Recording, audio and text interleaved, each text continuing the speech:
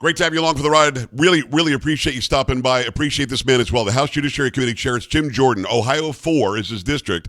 Great Republican. Jim, how are you? Good to see you. I'm fine, Joe. Good to be with you. Tariffs work. It turns out if you just threaten the tariffs and you act like you have the leverage that we have in the United States, they work, don't they? Yeah, and if you're President Trump, the guy who knows a little something about making a deal. I think you wrote a book called The Art of the Deal. So yes, if you're President Trump and you project the strength, you have the track record, and people know you're serious. People know you do what you say you were going to do. That's why they voted for him. I mean, all that factors into Mexico, the president of Mexico, the prime minister of Canada saying, "Shazam! We think we will work with you now, yes, President Trump, after you threatened the tariffs." Yeah, why do you think the Democrats do what they do so quickly? And let me give you an example. Chuck Schumer walked out, held up a beer and an avocado, and said, you can't have Super Bowl Sunday now.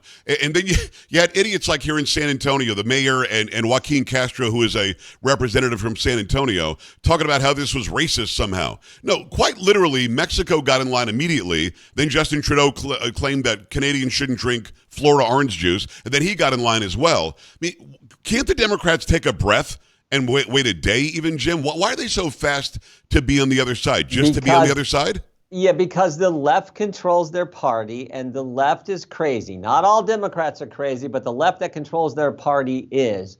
I mean, you can just go down the list. The left thinks it's crazy to defund the police, but they think that it's crazy to let women compete, to have women compete against men in sports. That's right. Crazy. It's crazy to.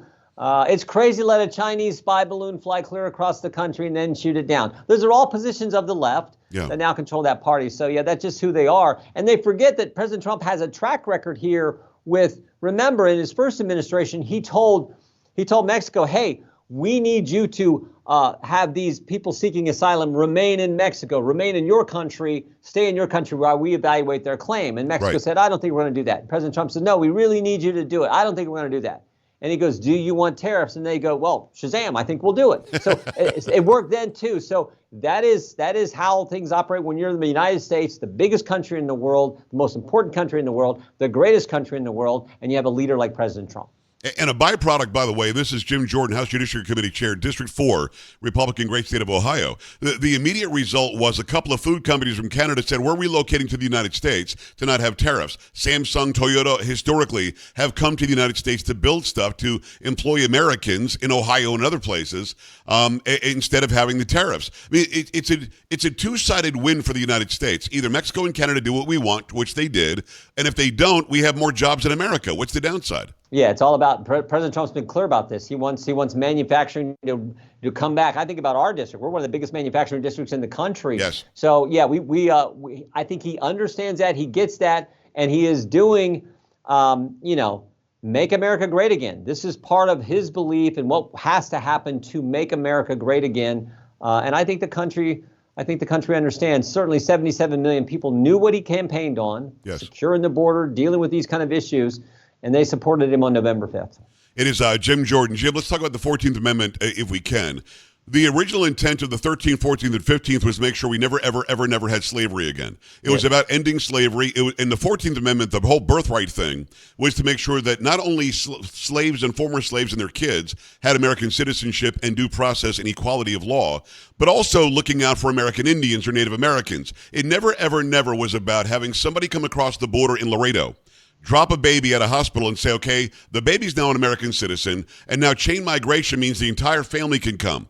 That was never the intention. In fact, Senator Howard, as I'm sure you know, from Michigan, added subject to the jurisdiction thereof in the 14th Amendment. So does President Trump, in your belief, have the legal standing to say it wasn't supposed to be like this? Yeah, I do. I mean, because I think it's common sense. And you're right. That's the key section of the 14th Amendment, subject to the jurisdiction thereof, are people who are here illegally truly part of the jurisdiction of the United States? No. And it's just common sense to say someone comes into the country, let's say they come in illegally enter the country, and the next day they have a child, and leave the following day. Is that child no, Americans say that's not what the 14th Amendment was about. Right. And the debate, if you go back and look at the debate at that time, whether it's in Congress, what senators said, congressmen said, what the administration was about, the whole thing, you look at the debate, it was never intended for how it's now being defined, saying if that happens, you're a citizen. It's just not. If if a diplomat comes here and they have a child, they're not subject to the jurisdiction of America. They're a diplomat from another country. So that's the key phrasing, and that's what our amicus brief that we signed on to. That's what it says. Well, some whacked out judge in Washington State immediately said, no, Trump can't do this. So it's going to be at the Supreme Court. Do you feel confident? It's supposed to be 6-3. It's really more like 5-4 conservatives on the court. What are they going to say? I don't know. You never know with the Supreme Court. I mean, I think this court by and large has been good, but we certainly appreciate the decisions they made on the life issue, on certain other regulatory reform issues and other big issues. But I think they get some things wrong. I thought the censorship case last year should have been decided the other way. Yes. We'll just have to wait and see. You know, Amy Coney Barrett is not the reliable vote that we expected, and of course, Chief Justice Roberts isn't sure if he's left or right on the given day. But this one seems to be, if you read the words and if you understand what subject to the jurisdiction thereof means, it literally means what you said. This was written for diplomats specifically.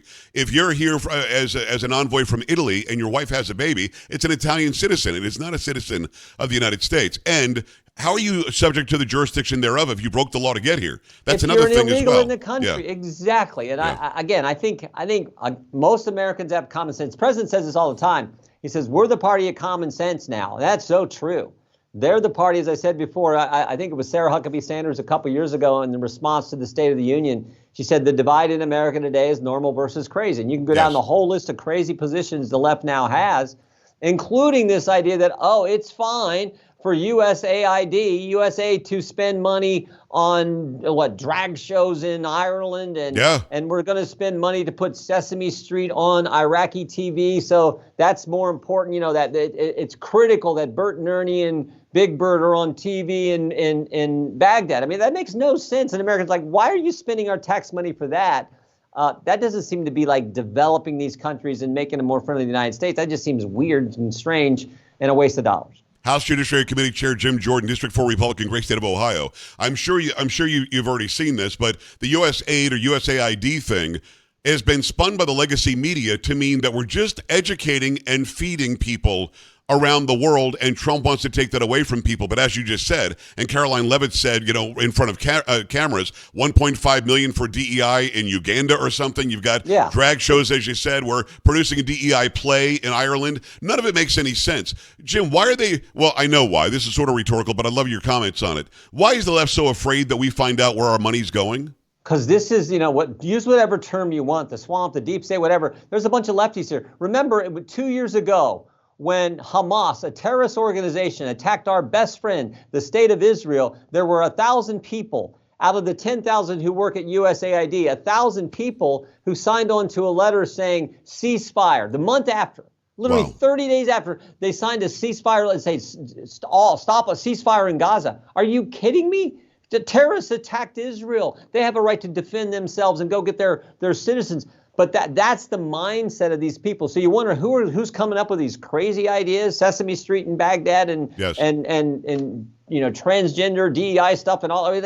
It's those lefties working in here. And now that we come in and say, no, we don't want American tax dollars spent. We want American tax dollars spent in a way that's consistent with the commander-in-chief, with the president of the United States, who was elected by 77 million Americans. And the left goes, you can't do that. No, that's exactly how our constitutional system is supposed to work. The guy who gets elected president, he wants the policies and the money spent to be consistent with the policy objectives he ran on and the people elected him to implement. It's pretty darn basic, but no, not to the left.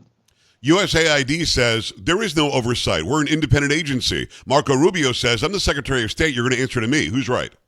Marco's right. The secretary's right. I mean, because the Constitution says there's one leader, one head of the executive branch, and it's the president. The president nominated Marco Rubio. More than a majority of the Senate confirmed him to Secretary of State. Yeah. For goodness sake, of course this is supposed to be how it works. And let's be honest. Let's be honest. This was not created by stats. This was created back in 1961. Yeah. JFK created this agency. I assume it was probably created at that time to be some special fund to fight the Soviets, part of the Cold War. Right. And now it's morphed into, maybe they still do some of that. There's some useful stuff used there, but now it's morphed into crazy left-wing stuff that the American people find offensive. It is Jim Jordan, House Judiciary Committee Chair. When it comes to illegal crossings, they're down 93%. Thank God. All he had to do was come in, get rid of 78 executive actions by Biden, and just let's go back and do what we did before. Jim, is there a chance something like H.R. 2 can be codified now to put it in law, what Trump is doing now? Because you don't want the next guy or gal, if it happens to be a Democrat, and I hope to God it's not, to be able to go through and say, well, with executive action, I'll just open the border again. Are you going to codify something like H.R. 2?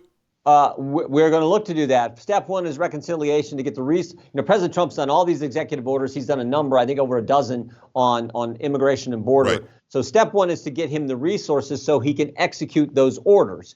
And the executive branch has the money to agents, build a wall, drones, cameras, detention space, detention beds, judges, lawyers, all it takes to run this at plane flights to deport and repatriate people who came here illegally and did things. So it all takes resources. So that's step one in reconciliation. Yeah. Step two is to try to then make it law long-term and implement H.R. 2. And now here's the good sign. Just last week, we had a bill signing at the White House. We got Democrats in the House and Democrats in the Senate to approve the Laken Riley Act. Yes, thank God. And it was an amazing event. I mean, God bless the angel moms who were there. Laken Riley's mother who spoke, what a wonderful Christian lady. Yes. Talked about how tragic this was and her daughter's legacy and what a wonderful person Laken was. But all those angel moms and families who were there, we got bipartisan support to get that through. Some Democrats, a lot of them, most of them still voted no, but we got some. So maybe there's a chance after reconciliation, we actually start getting this border secure via these executive orders, via reconciliation, getting the resources to them. We can actually implement the policy and get the statute in place. It's Jim Jordan, House Judiciary Committee Chair. Always appreciate the time and the access. Go follow him everywhere, by the way, on X, and certainly go to jordan.house.gov. You mentioned the war in Israel. It was disgusting, that attack from Hamas being the government of Gaza. That's a problem for me. But you saw widespread protests and not even letting Jewish students and teachers or professors onto campuses. And it really did buoy me to see the Chinese national who started a lot of these protests get arrested, and she's going to be deported now. Jim, I always wondered, can you go and get people who don't peaceably protest? We know 65 to 70% of the agitators at these college campuses about Palestine and Israel, what would be Palestine, they were outside actors. They weren't from the campuses. Can we continue to go and find who did these things and make them pay the price for it? Well, I mean, if you're looking at people who are illegal migrants coming in the country and then what Tom Homan's called the collateral, so they go find a guy who's illegal in the country, then did some other crime, and they find someone else. So that's one thing, and Tom Homan's talking about that. But I do think when it comes to people, anyone who breaks the law, I mean, what did we find out when all this was going on a year or so ago? I think it was the majority of these were protesters weren't American students or weren't even from the campus. Right. But we also learned that in so many of these campuses, a majority of the students are a huge percentage. I think it was like 40%. Maybe I'm getting this wrong, but I seem to remember like 40% at one of these Ivy League schools were foreign students, for goodness sake. So, I mean, I think that's a concern as well. Like, really? We're really, for American universities where Americans may want to go, we're giving those spots to foreigners. And what does that mean for the cost of education for Americans? I think there's some real policy questions we should ask and explore in there. So I think all that's part of what we need to look at. I love that you mentioned the collateral thing, because in Boston they were complaining that a criminal alien, this guy from Haiti, was arrested. He'd been arrested 17 times, and Homan is sending him back. The guy's out the window yelling, "I'm not going back to Haiti. Thank you, Biden, for everything. F Trump," the whole thing, right? Well, there was a collateral arrest in that same place. Because Boston isn't playing along with ICE and saying, yes, we will do the detainer for you, that means you go in, you find the one bad guy you're looking for. Oh, look, there's somebody else who's an illegal alien in the place, and that person's going to be deported too. Their sanctuary city policies, Jim, are actually hurting those who are committing crimes in this country. Yeah, and I think there's a real question if you have local officials, local and state officials who are hindering federal law enforcement lawful activities, that's a problem. And maybe, frankly, the federal government, particularly the Justice Department, need to take a look at that. I mean, I think that's seems to me appropriate question to ask as well. I do think it was interesting, if I remember right, when I think Mr. Holman was Tom was doing an interview somewhere, and they showed the Haitian saying, "I'm not going back to Haiti," and I think Mr. Holman said, "Yes, you are." I think yes, you are. Exactly right. So that's the attitude that, again, that's what President Trump said he was going to do. That's the attitude that Mr. Holman has, and frankly, that's the attitude the American people voted for. Right. And they want that policy implemented. Jim, allegedly we sent $177 billion to Ukraine. Numbers I've heard from Andy Biggs and others way over $200 billion. But let's say it's $177 billion. Yesterday, Volodymyr Zelensky said, I don't know where $100 billion of that is. Jim, help me understand that he doesn't know where $100 billion is. I find that astonishing. I saw that clip too. I guess that's accurate. I assume he was the interpreter and everything. It was accurate in what he said. That makes no sense to me. But again, I think it underscores why we need a greater accountability. Why the work of Elon Musk is so important. Coming in here and digging into this stuff and helping us figure out. We always knew there was waste. You're talking about the biggest entity on the planet, the United States federal government. I always remember the $80 hammer and the $100 toilet seat and all the stupid stuff we've heard about in the past. And we conservatives have been trying to rein it in, but it just never, in a legislative thing where you got to get Democrat votes in the Senate to pass anything, it's just tough to do. So we need someone who's going in here, fine-tooth comb, and pointing out the stupid things American tax dollars are spent on, to highlight that so we have a better chance of actually saving some money and becoming more efficient for the American people. Yeah, but Democrats are so afraid, Jim, that you've got Schumer now and Hakeem Jeffries joining forces to present a bill that would basically stop Elon Musk from doing what he's doing. That's really what this is about. Any chance that gets through the Senate or the House? No, zero chance. Zero chance. But what are they so afraid of? I mean, wouldn't they be being good stewards of our money is a good thing, isn't it?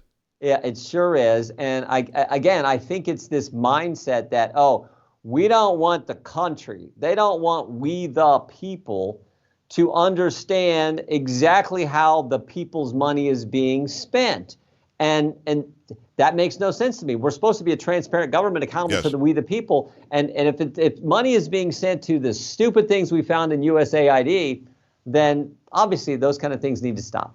Well, transparency is something that could be your middle name. Thank you for always availing your time to us and to my audience. Also, President Trump in the Oval Office every single day answering questions, something we didn't see for 4 straight years. Fair enough. Yeah. Jim, keep up the great work. Thanks for coming on today. Let's do it again soon. We will. Thanks, Joe. Take care. All right, brother. Thank you. We're back after this. Stay right here.